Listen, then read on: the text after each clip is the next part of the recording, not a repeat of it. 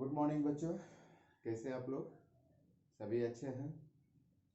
और आप सभी को मुकेश सर ऑनलाइन क्लासेस की ओर से सभी को नव वर्ष की बहुत बहुत हार्दिक शुभकामनाएं।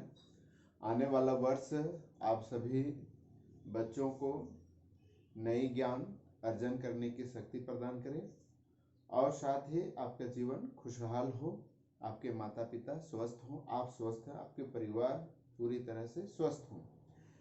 तो चलिए आज हम लोग फिर से मिलते हैं मुकेश सर ऑनलाइन क्लासेस में और हम लोग चर्चा करेंगे आज वर्ग 7 का विषय पर्यावरण और हम। पर्यावरण और हम जो है यह भूगोल चैप्टर है जो कि सामाजिक विज्ञान का एक भाग है, भूगोल चैप्टर। और बच्चों भूगोल चैप्टर में हम लोग आज पाठ जो है वो 3 देखेंगे, स्थल रूपों का विकास। चूंकि यह चैप्टर जो है भाग 2 के जैसा ही बहुत लंबी है, इसीलिए इसे हम लोग भाग पार्ट बाय पार्ट में हम लोग पढ़ेंगे।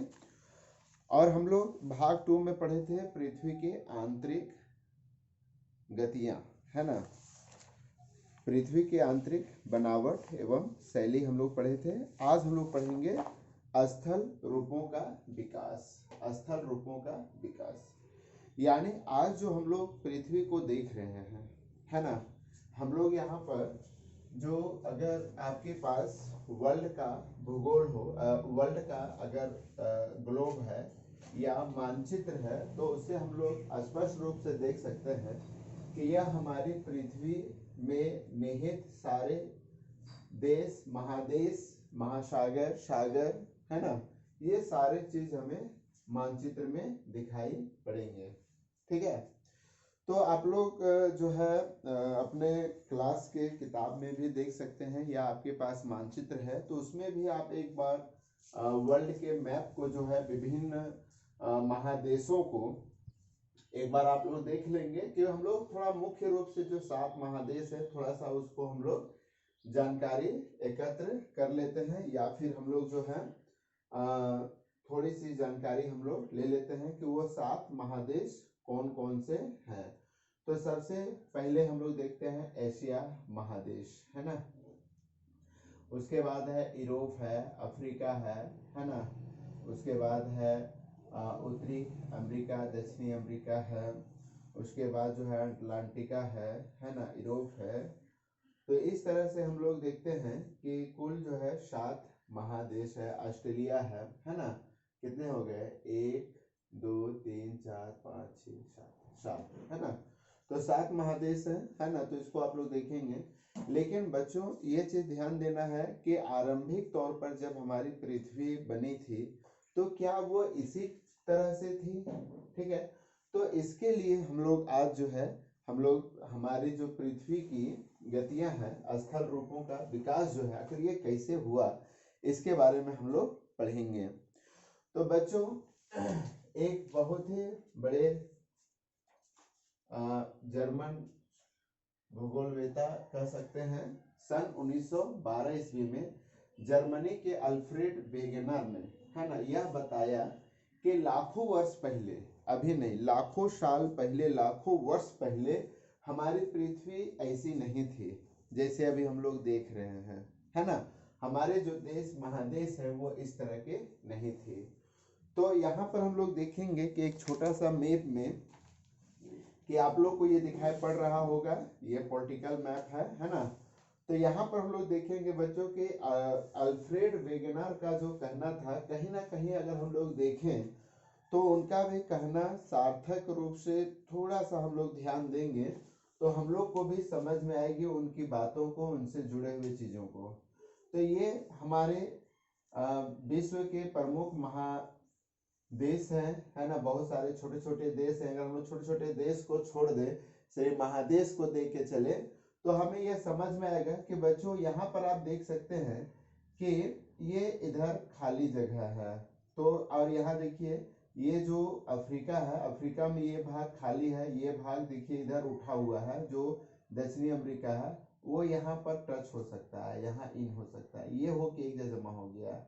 ये हम लोग भारत देख रहे हैं, ये थोड़ा देखिए ये इस तरह से यहाँ टच था, यहाँ पर आप देख सकते हैं कि थोड़ा सा अंदर धंसा हुआ है, ये उठा हुआ है, तो ये इस तरह से यहाँ सेट होगा।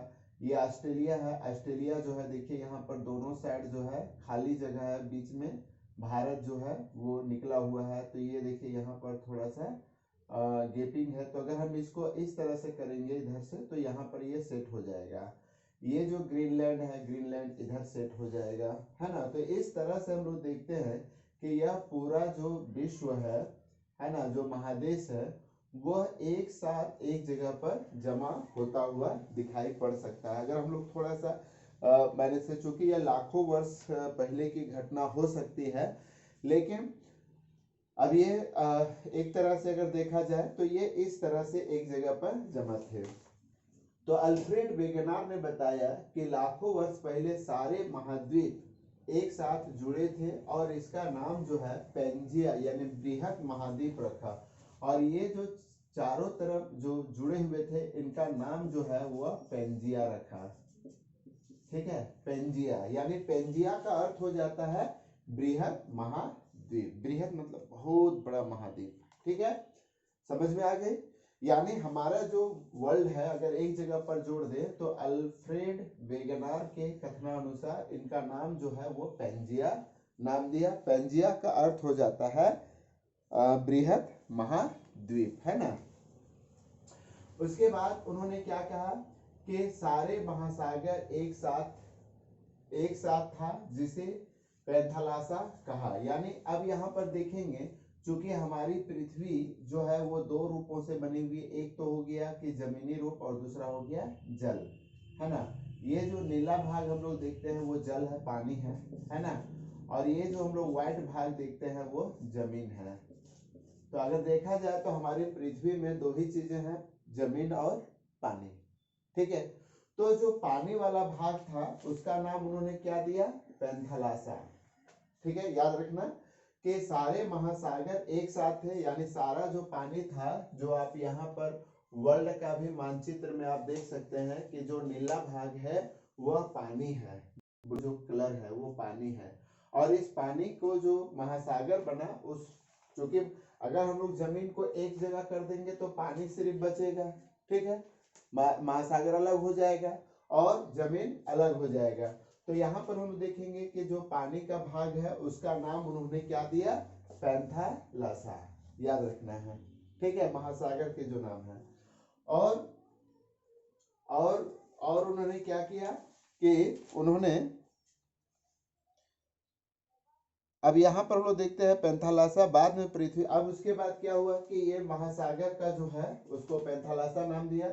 पृथ्वी के आंतरिक विखंडन के कारण महाद्वीप अलग हुए, है ना। और जो पृथ्वी, चूंकि हम लोग इससे पूर्व के चैप्टर में पढ़े थे कि हमारे पृथ्वी के अंदर में बहुत सारे प्लेट्स जो होते हैं वो जुड़े होते हैं, और उन प्लेट्स के जो है वो जो सेल हैं, आंतरिक जो संरचना है, उनमें कहीं ना कहीं विखंडन होता है, और इसी विखंडन की वजह से यह सातों महादेश जो हैं वो अलग हो गए। ठीक है, विखंडन, आंतरिक विखंडन के कारण। सर्वप्रथम पेंजिया का विखंडन अंगोरा लैंड। अब यहाँ पर देखेंगे कि जब विखंडन हुआ तो इस पेंजिया को, जो ये पेंजिया है, जमीन को जो पेंजिया कहा, उसको दो भागों में बटा। एक हो गया, अगर इसको हम लोग देखेंगे तो इस तरह से हम लोग इसको बांटेंगे, ऐसे करके जाएगा, है ना। या यहाँ देखिए, यहाँ 0 है तो इसको हम लोग ऐसे करके ले सकते हैं। तो ऊपर का जो नाम है उसका देखिए, सर्वप्रथम पेंजिया का विखंडन अंगोरा लैंड यानी उत्तरी भाग तथा गोंडवाना लैंड यानी दक्षिणी भाग के नाम से हुआ। अगर हम लोग इस तरह से देखेंगे तो अगर हम लोग पृथ्वी को दो भाग कर देंगे तो ऊपर वाला भाग का नाम पड़ गया अंगोरा लैंड। ठीक है, अंगोरा, याद रखिएगा, अंगोरा लैंड उत्तरी भाग तथा गोंडवाना लैंड यानी दक्षिणी भाग, गोंडवाना लैंड। ठीक है, ये याद रखना है कि इसको हम लोग दो भागों में, जब पेंजिया मतलब जो जमीन का जो जमीनी स्थल था, जब वो विखंडन हुआ तो इसको दो भागों में बांट दिया। एक हो गया अंगोरा लैंड यानी उत्तरी भाग, और दूसरा हो गया गोंडवाना लैंड यानी दक्षिणी भाग। ठीक है, क्लियर हो रहा है। तो जब पृथ्वी का आंतरिक विखंडन हुआ तो पृथ्वी दो भागों में बट गई। ठीक है, अंगारा लैंड यानी उत्तरी भाग और गोंडवाना लैंड यानी दक्षिणी भाग के नाम से हम लोग जानते हैं। अंगारा लैंड के विखंडन से अब यहाँ पर देखेंगे कि जो अंगारा लैंड था, अंगारा लैंड से कौन कौन बना? उत्तरी अमेरिका, ये है ना, हम लोग इसको ऐसे करते हैं, 1 नंबर देते हैं उत्तरी अमेरिका, यूरोप 2 नंबर, है ना, एशिया 3 नंबर। ठीक है, तो जब बटा तो ये 3 भागों में बट गया, है ना, 2 भागों में बटा, जिसमें अंगारा लैंड में उत्तरी अमेरिका, यूरोप और एशिया के ऊपरी भाग। जो एशिया के ऊपरी भाग आएंगे वो सभी जो है आपका एशिया जो है वो पूरी तरह से हम लोग देखेंगे कि अंगारा लैंड में कौन कौन आएंगे, उत्तरी अमेरिका आएंगे, है ना, यहाँ से हम लोग इस तरह से डिवाइड करेंगे, मतलब यहाँ पर, है ना, ये इस तरह से हम लोग डिवाइड करते हैं। तो ऊपर वाला भाग नॉर्थ अमेरिका हो गया, यूरोप हो गया, और एशिया का ऊपरी भाग। ठीक है, एशिया को अगर हम 2 भागों में बांटेंगे, उत्तरी एशिया और दक्षिणी एशिया, तो ऊपर वाला एशिया का कुछ भाग। उसके बाद गोंडवाना लैंड में क्या होगा? दक्षिण अमेरिका। अब यहाँ पर देखिए गोंडवाना लैंड में ये दक्षिण अमेरिका, अमेरिका आएगा, अफ्रीका आएगा। ठीक है, और ऑस्ट्रेलिया, अफ्रीका तथा ऑस्ट्रेलिया, ऑस्ट्रेलिया आप देख रहे हैं ये आएगा। ठीक है, क्लियर हो रहा है। यानी जब पृथ्वी जब विघटन हुआ तो उसमें गोंडवाना लैंड और अंगारा लैंड 2 चीजें बनी, और गोंडवाना लैंड के विखंडन होने से दक्षिण अमेरिका, अफ्रीका और ऑस्ट्रेलिया का निर्माण हुआ। प्रायद्वीपीय भारत गोंडवाना लैंड का अंग है। अगर हम लोग यहाँ पर देखेंगे तो ये जो भारत है यह गोंडवाना लैंड मतलब नीचे, ठीक है, ऐसे कर करेंगे तो भारत का जो प्रायद्वीपीय भाग है वह गोंडवाना लैंड के अंतर्गत में आएगा। अब जब भारत गोंडवाना लैंड के अंदर में आ रहा है तो इसका मतलब हम लोग जो झारखंड में रहते हैं तो झारखंड भी क्या आएगा? गोंडवाना लैंड में आएगा। ठीक है, ये देख रहे हैं, जब भारत गोंडवाना लैंड में आया तो भारत में झारखंड जो है वो भी गोंडवाना लैंड के अंतर्गत में आएगा, जिसको हम लोग छोटा नागपुर पठार कहते हैं। तो अब यहाँ पर हम लोग ये धीरे धीरे समझ में आ रहा है कि जब पैंजिया 2 भागों में बटा तो यह अंगारा लैंड और गोंडवाना लैंड के नाम से जानते हैं, और गोंडवाना लैंड में हम लोग छोटा नागपुर झारखंड भी आते हैं। अब यहाँ पर हम लोग देखते हैं कि जब हम लोग पैंजिया पढ़ रहे हैं तो पैंजिया में हम लोग देखते हैं कि यहाँ पर जो है हमारी पृथ्वी के अंदर में, क्योंकि हम लोग पार्ट 2 में हम लोग पढ़े हैं कि सेलों, हमारी पृथ्वी जो है सेल प्लेटों से मिलके बनी हुई है। तो प्लेटों की गति पृथ्वी के अंदर पिघले मैग्मा के कारण उत्पन्न होने वाली ऊर्जा तरंग के कारण होती है। तो हमारी जो पृथ्वी है उसके अंदर में बहुत तरह की प्लेटें होती हैं। ठीक है, और यह प्लेटें जो है वो हमारी पृथ्वी के, आप इसी के ऊपर में मिट्टी जो है वो जमी है और अंदर में प्लेट है ना। तो ये प्लेट क्या होता है? पिघले हुए मैग्मा के कारण, चूंकि हम लोग पृथ्वी को पढ़ चुके हैं कि पृथ्वी के 3 भाग है ना, कौन कौन है? भूपट्टी है, प्रवार है और मैग्मा। तो मैग्मा नहीं, भूपट्टी हो गया, प्रवार हो गया और क्रोड। ठीक है, तो मैग्मा जो होता है वह पिघले हुए भाग को मैग्मा कहते हैं, है ना। तो कारण उत्पन्न होने वाली ऊर्जा तरंग के कारण होती है। प्लेट के सीमा क्षेत्र को विवर्तनिकी क्षेत्र कहते हैं, यानी अगर किसी प्लेट का जो जहां तक की उसकी सीमा है, ठीक है, जो भी प्लेट है जहां तक की उसकी सीमा है उसे हम लोग विवर्तिका, ये आपका विवर्तनिकी कहते हैं, क्षेत्र कहते हैं। और इन्हीं गति के कारण अब देखिए कि यहाँ पर हम लोग एक छोटा सा एग्जाम्पल लेंगे कि अगर मान लीजिए छोटा सा एक हम लोग नीचे करते हैं, एक छोटा सा प्रैक्टिकल लेते हैं कि अगर ये बुक को हम लोग देख रहे हैं, अब ये बुक जो है एक प्लेट है, ठीक है। अब ये प्लेट में जो है जब आपस में दोनों गति करेगा तो ऑटोमेटिक जो है वो क्या होगा, देखेंगे कि अगर दोनों तरफ से हम लोग धक्का देंगे तो ये बीच में जो है उठ जाती है है ना। अगर आप अपना कॉपी को इस तरह से देखेंगे, अगर दोनों तरह से धक्का देंगे तो ये बीच में जो है वो उठ जाती है, और इसी उठी हुई भाग से जो है वो भूकंप या ज्वालामुखी बनते हैं।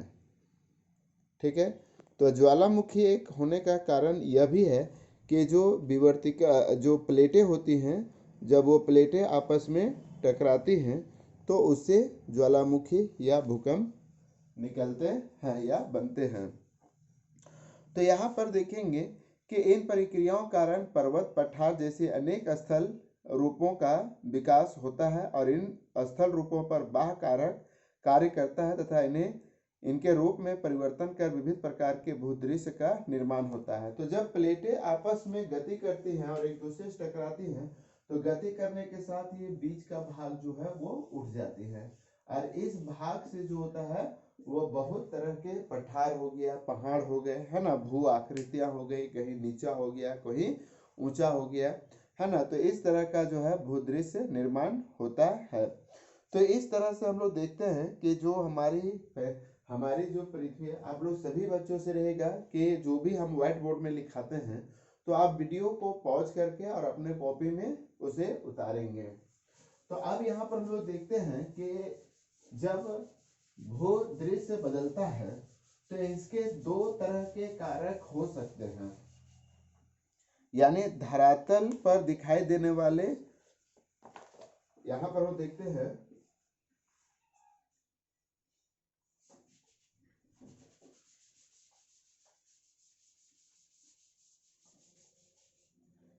जो धरातल है,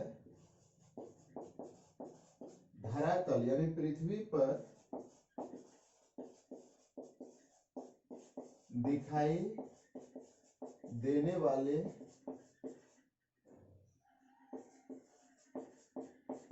स्थल रूपों का निर्माण दो बलों के कारण होते हैं,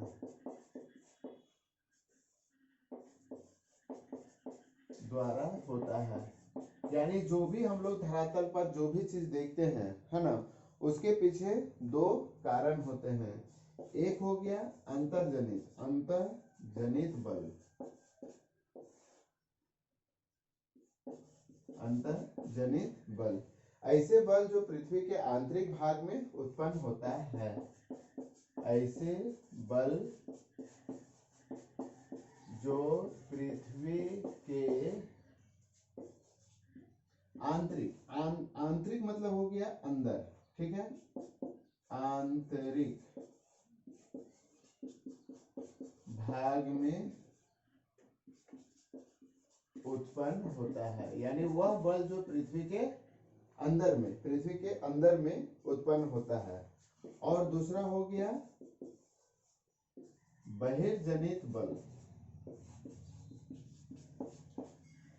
ऐसे बल जो पृथ्वी की सतह पर उत्पन्न होते हैं, ऐसे बल जो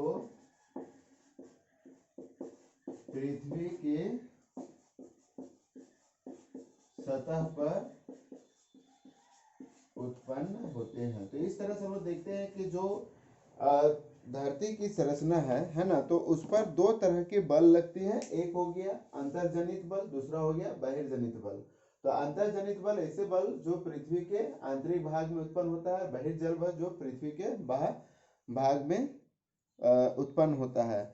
तो आज हम लोग इतने ही रखते हैं, इतने ही यहीं पर छोड़ते हैं। फिर हम लोग नेक्स्ट वीडियो में हम लोग आगे की चीज़ों को देखेंगे, जैसे ज्वालामुखी के प्रकार, भूकंप, ये सभी हम लोग देखेंगे। तब तक के लिए सभी बच्चे स्वस्थ रहें और मन से वीडियो को देखें और समझें। और अगर किसी तरह से कोई दिक्कत होता है तो मेरे यूट्यूब चैनल जो मुकेश सर ऑनलाइन क्लासेस में ज़रूर आप जो है वहाँ पर कमेंट बॉक्स में लिखें, ताकि उस समस्या को हम हल करें। चलिए सभी फिर से हम लोग नए वीडियो में मिलेंगे, तब तक के लिए बहुत बहुत धन्यवाद।